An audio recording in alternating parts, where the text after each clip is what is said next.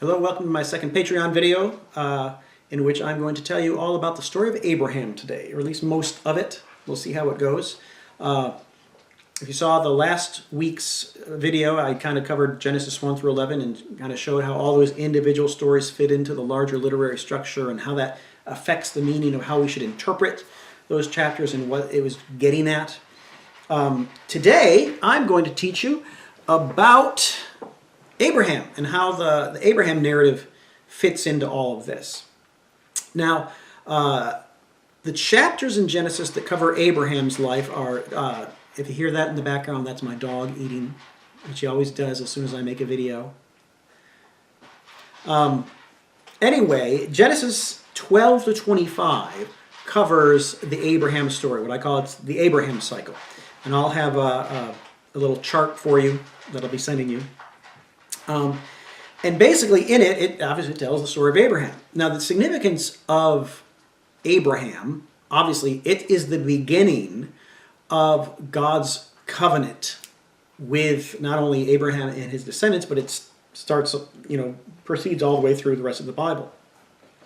And so what you need to see is Genesis 1 through 11 is setting the stage for who God is, the state of humanity, they're in need of salvation, the problem of sin and death. And it's in Genesis 12, when we're introduced to Abraham, that we begin to see God, how God is going to deal with the problem mapped out in Genesis 1 through 11. If you want to really keep it simple, is if the end of Genesis 1 through 11, mankind is dispersed and sinful and creation is corrupted, how is God going to deal with that? And the answer begins with Abraham. Now, most of us know the individual stories of Abraham. We might know the story of Abraham and Isaac. We've heard of Lot. We've heard of Sodom and Gomorrah. That story is in here. Hagar getting sent off and coming back, and Sarah. We know a lot of individual stories, the birth of Isaac. But we don't. Oftentimes we know the individual stories and we don't know how it fits into the larger structure. What we often do with everything in the Bible is we take individual stories and, like I said, I believe last week, because we think we have this idea that it's the inspired Word of God, that therefore I should be able to read every individual story and make it directly applicable to my life. There's an aspect of reading that in reading stories and seeing how they affect your life. But I think we're shortchanging the Bible when we limit the Bible to just me. How does it fit in my life? We need to see how these individual stories fit in with the overall structure of the book of Genesis and ask ourselves, what is the writer trying to convey? Forget about ourselves for a moment and ask ourselves, get ourselves into, how can I put this? Get out of our own lives, forget about ourselves, and get into the biblical world and try to see what the writer is trying to convey in his book. And so what I want to do today is kind of give you an overview of the Abraham cycle, Genesis 12 to 25. And if you look at the PDF file that I sent you, you'll see a certain pattern to much of the individual stories, how they fit together, particularly Genesis 12 to 19. And this is what I'm going to talk you through in this video, and we'll see if we get beyond that. We'll see if I cover Abraham in one video or two. But what you see starting in Genesis 12 and ending in Genesis 19 is, I think, a very clear pattern of storytelling that helps us see what is going on in the narrative of Abraham. We have to realize that most of the books of the Bible, particularly the Genesis, the Torah, even the historical books, they probably, they probably were not written down in what we'd call the final form that we have them today until much later, like probably the time of the exile or even shortly after the exile. For most of the time of this history, these stories were passed down orally, oral tradition. Or to put it another way, when we're reading the story of Abraham, it wasn't like as this stuff is going on, Abraham had like some kind of secretary taking dictation over everything. Hey, did you catch what God told me there? No. These stories developed and were passed on orally, and later on were written down in their final form. Now, just because they were passed on orally doesn't mean they're not reliable. In the ancient world, everything was passed on orally.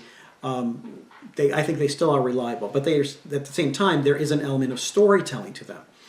And one of the things that you need to realize with oral tradition and oral history and passing down stories is oftentimes people have ways of remembering things, little tricks to help memorize things.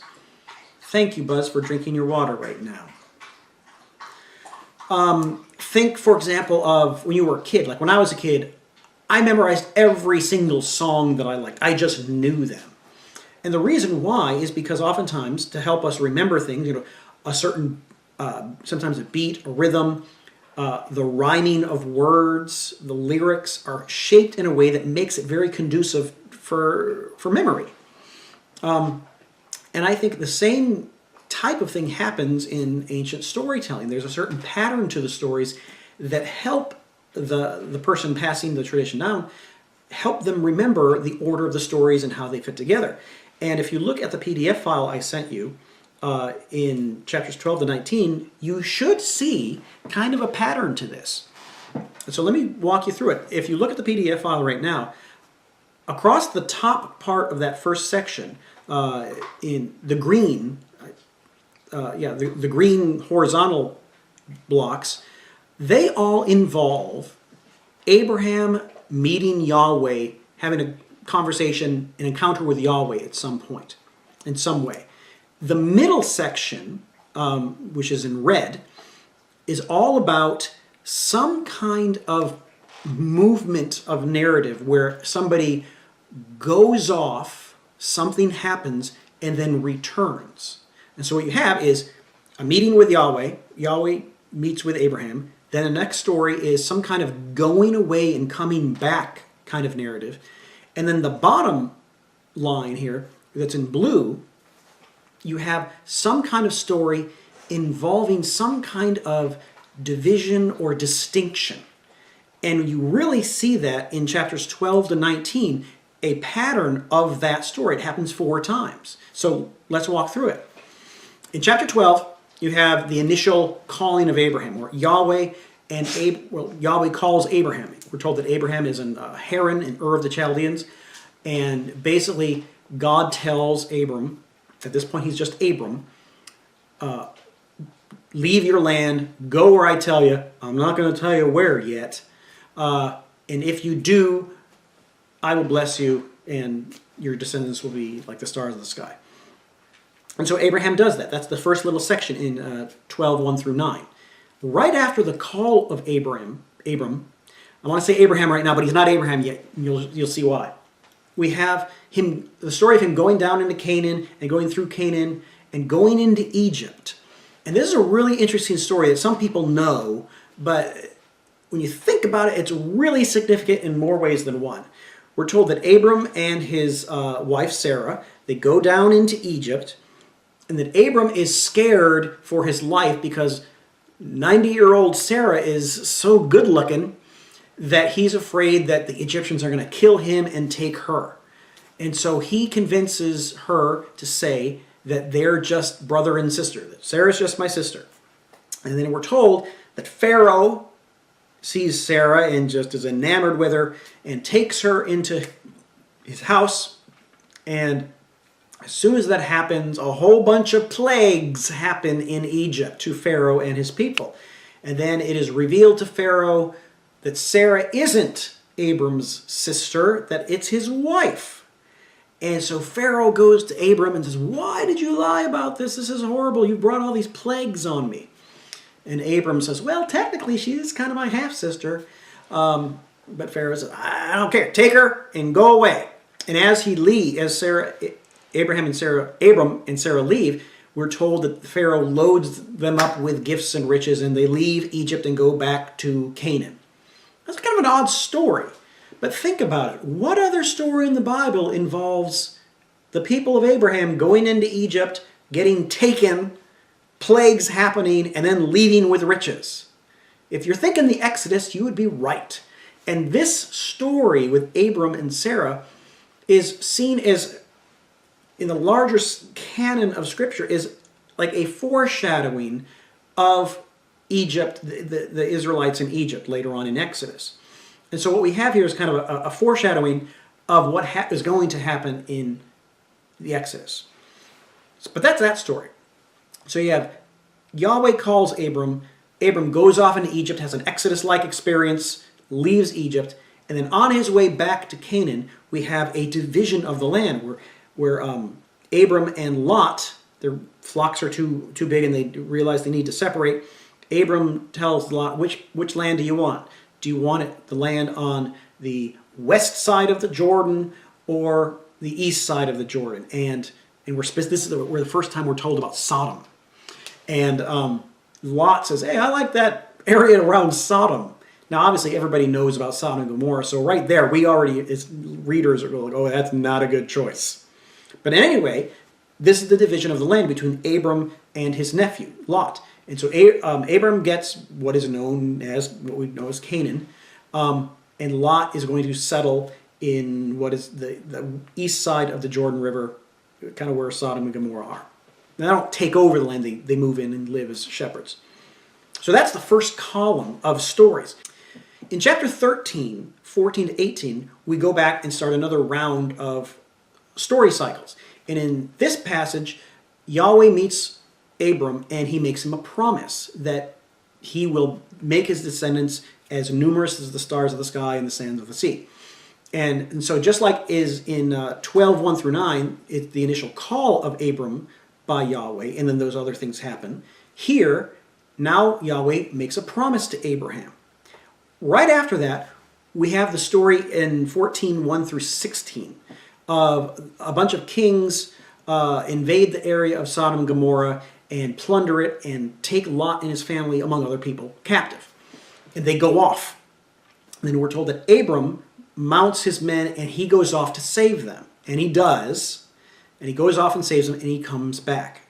So just like the previous story of Abram and Sarah in Egypt, there is this movement of going off, people in bondage getting freed, and then coming back. So again, there's that movement. In both cycles thus far, we have an encounter with Yahweh and then a story of going off, freeing bondage, and coming back. After that, we get to a curious little story at the end of 14. It's 14, 17, and 24, involving Abram's encounter with Melchizedek and the king of Sodom. And again, this distinction is being made.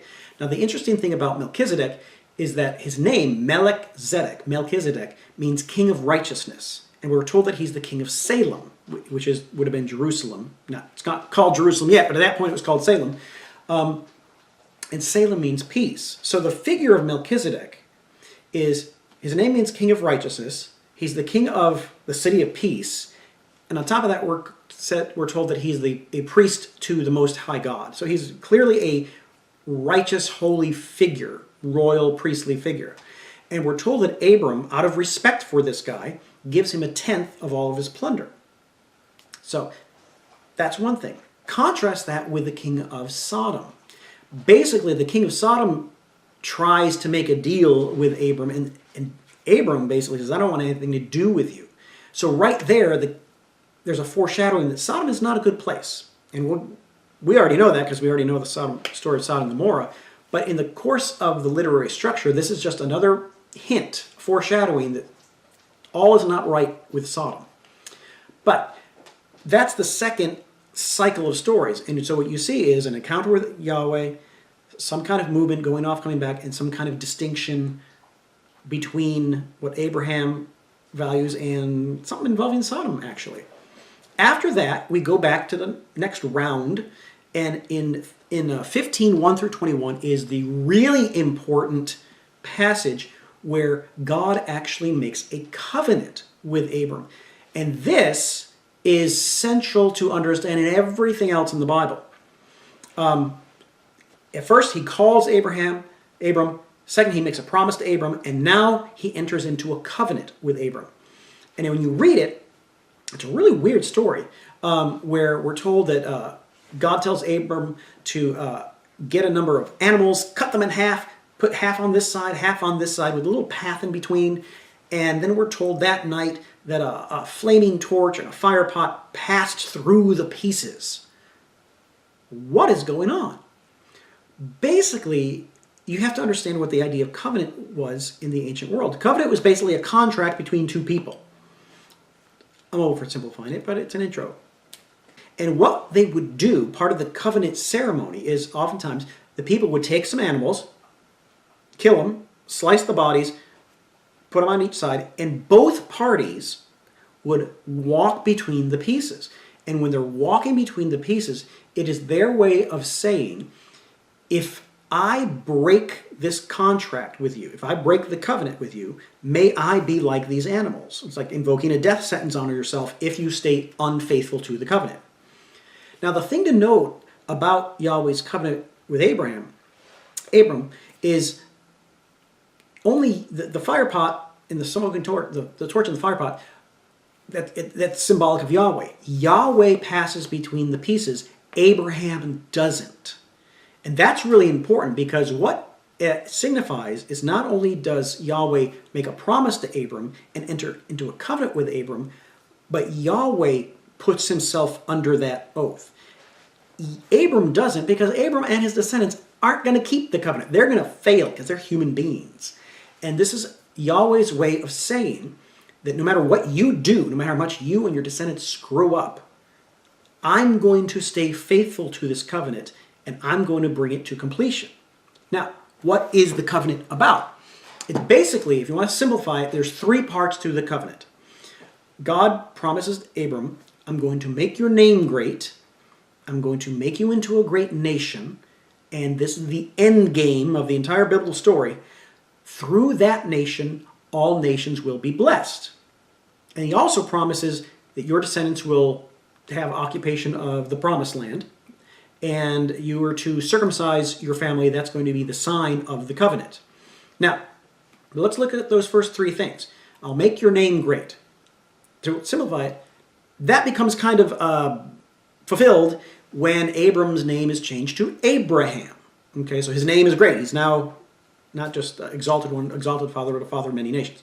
So his name is great.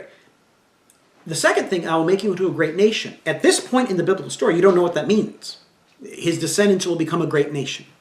Okay, well, that's going to become the nation of Israel. But we don't know that yet. That takes place at Sinai.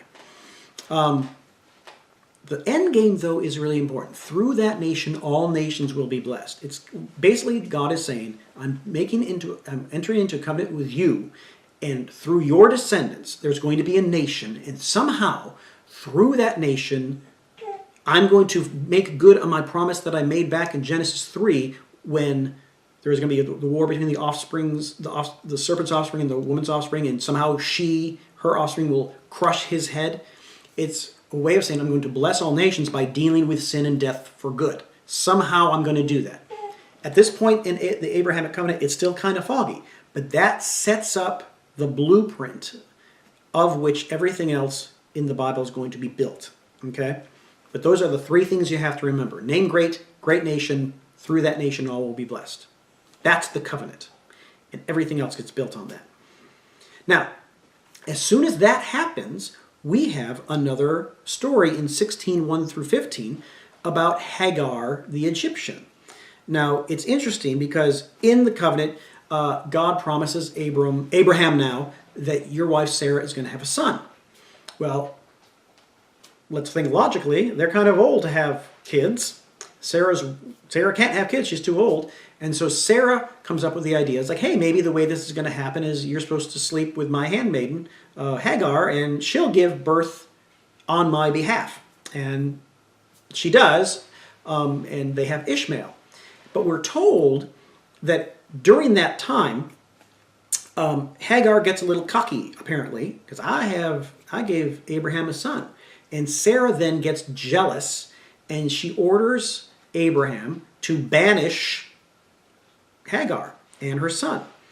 And so they go off, and God provides for them, and they come back. But the point is, Ishmael is not the child of promise. God's not going to work through Ishmael to make a great nation that will bless all nations. It's gonna be a miraculous thing, okay? But anyway, that's chapter 16. After that, in chapter 17, we have the whole thing about the sign of the covenant, which is circumcision. Now, the purpose of circumcision is to literally mark off the distinction between who is part of the family of Abraham and who isn't. So again, the significance of the circumcision is to make a distinction between who the people of God are and who aren't the people of God. And that ends the third cycle of stories. Now, the fourth cycle of stories involves Sodom and Gomorrah. It starts off in 18, 1 through 15. And this is kind of a funny story. We're told that God shows up as Abraham is by the oak of Mamre, and God shows up with two angels. Now, it doesn't say that initially, it just says three men. And Abraham, because in the ancient world they didn't have Motel 6s and hotels, hospitality was a really important virtue. If you saw travelers, it was your responsibility to care for them. And so what we see here is God shows up, these three men, and Abraham, being a righteous man, extends hospitality to them, and he and Sarah make a meal for them and let them stay. Now, as they're talking, it's very interesting. In the course of the narrative, you find out, hey, this isn't just three guys. This is God and angels. But we're told that Sarah is in the tent and overhears this, that God basically tells Abraham now, I gotta say Abraham, that by this time next year, your wife is going to have a baby. And Sarah overhears this in the tent, and we're told that she laughs. And this is really funny. This is one of the stories that just really, when you read it closely, is really funny. She starts laughing. And then God says, hey, why is your wife laughing? And she evidently peeps out from the tent. I didn't laugh. And God says, oh, yes, you did. And it's just like this humorous little back and forth. But long story short, we are told that she's going to have a child. Okay? That's the promise. Right after that, we get into the dark story of Sodom and Gomorrah. And this takes us from 8:16 all the way to 9:29. And even in that, if you look on the PDF file, that story alone breaks up into three sections, but it's really one story. We're first told about when God and the two angels get up to leave, they're making their way to Sodom, and there's this conversation between God, Yahweh, and Abraham. And basically, Abraham is told, hey, I'm going to destroy Sodom because it is an evil, wicked city. And Abraham knows that, hey, my nephew Lot and his family live there. I don't want them to die. And so we have this interesting banter between Yahweh and Abraham. And Abraham starts off by saying, are you really going to destroy the whole city? What if there's 50 righteous people? You're going to just kill 50 innocent righteous people just because the city as a whole is bad? And Yahweh goes, okay, good, deal. If there's 50 righteous people, I won't destroy the city. Then Abraham was like, oh, wait a second. What if there's 40? And he starts talking God down because Abraham knows that Sodom is not a good place. And basically, the back and forth goes back and forth. And Abraham eventually talks God down to agreeing that if there's 10 people, 10 righteous people, I won't destroy the city. Let's see if there's 10 people. Then we get into chapter 19 and the actual story of Sodom and Gomorrah. And what happens is we're told that these two men, the two angels, go into the city square. And in the ancient world, if you go into the city square at night, you're expected that somebody's going to show hospitality to you because they don't have hotels. We're told that Lot sees them and brings them to his house, and he's going to house them for the night because he's showing hospitality. Then we have the weird story, the disgusting, disturbing story that night the men of Sodom come and pound on Lot's doors and basically says, bring those two visitors out, we want to rape them. And oftentimes this is seen as, oh, this is a condemnation of homosexuality. That's not really the point. The point of the story, as weird as it sounds to us, is the sin of Sodom is they're not caring for the sojourner, the journeyman. They're not showing hospitality. Now, it involves brutality, and obviously that's not seen as good, but the sin is that they don't care for the sojourner and the wanderer. And therefore, the story goes, they try to take them. Lot says, this is a travesty, why don't you take my daughters? Which right there is really bizarre. But the visitors don't allow that. Instead, they strike the people with blindness, and they tell Lot and his family, you need to get out of this city because it's getting destroyed. So Lot and his family leave the city, okay? And on the way out, as Sodom and Gomorrah is being destroyed, they're told not to look back, and we're told that Lot's wife looks back, and she turns into salt. Now, there might be some amount of literary imagery, storytelling, but we shouldn't think of it as if they're walking away from the city and she just happens to get a glimpse of it. The idea that she looks back indicates that she longs to go back to that city, and that's why she suffers the same judgment as the city. Now, after the destruction of Sodom happens, we're told the scene shifts back to Abram. So even the story kind of has a going off and coming back feel to it. Okay, after the Sodom and Gomorrah gets destroyed, the scene at the end of chapter 19:27 to 29, it ends with Abraham looking at the destruction of Sodom. So the movement of that story is a going off, seeing the destruction, and coming back to Abram. And after that, and this is at the end of chapter 19, and we'll probably end it there today, we have a curious story of Lot and his daughters. Lot and his daughters have survived, and they end up living in a cave. And this really weird, disturbing scene where his daughters, they want to have kids, but they're living alone with their dad, and so they concoct this disturbing little plan where they get Lot drunk, and then the older sister goes in one night while he's drunk and has sex with her father, and she has a kid. And the next night, well, she doesn't have a kid that night, but she gets pregnant. The next night, the younger daughter does the same thing. And basically, both daughters get pregnant by their father. And we're told that their children, they name Moab and Ammon. They become their descendants become the Moabites and the Ammonites. Now, why are we told that? It's because the Moabites and the Ammonites are not considered good people. They're considered part of the serpent's offspring. And so, but what you get, therefore, at the end of chapter 19, and this is what I want you to see today, is the story of Abraham, at least these first few chapters, 12 to 19, have a pattern to them. And you see certain themes coming out. God's involvement in history, in the family of Abraham, the covenant. There's this general storytelling of going off, some kind of destruction or bondage, and then a coming back, which kind of foreshadows the Exodus. And then also, this choosing of Abraham and entering into covenant with Abraham also is going to involve some kind of division among people.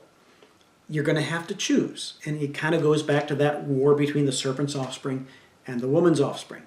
And so those themes in Genesis 1 through 11, you see being kind of played out in the history of Yahweh's interaction in history with Abraham. Now, that's chapters 12 to 19 overview. Next week, I think I'm going to tell you a few things about Isaac and the birth of Isaac and the sacrifice of Isaac and the end of the Abraham story, and we'll see how that goes. But hopefully, by looking at the PDF file, you have a better idea of how the very overarching cycle of stories with Abraham fits together and how that works. All right, I hope you enjoyed it. Leave comments if you want. Any questions, I'm happy to express more. All right, thanks.